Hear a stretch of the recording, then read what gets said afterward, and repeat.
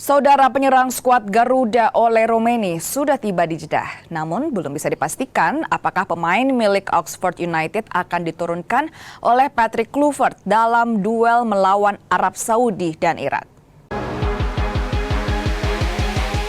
Sejurus dengan pernyataan manajer timnas Sumarji yang menyatakan Ole Romeni sudah dalam kondisi 95% fit, Ole sudah tiba di Jeddah, Arab Saudi, Jumat dini hari waktu Indonesia Barat.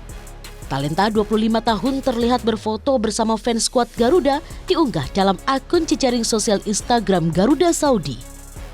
Ole Romeni sebelumnya sempat cedera kala membela Oxford United di turnamen pramusim Piala Presiden. Hingga saat ini, pemuda berdarah Medan ini belum sekalipun bermain di laga resmi, baik bersama klub maupun tim nasional.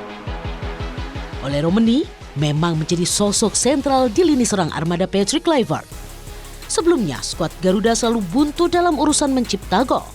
Sejak kedatangannya, pemuda kelahiran Nijmegen Belanda ini sudah menyumbangkan 3 gol dari 3 duel yang sudah dijalani bersama timnas Indonesia.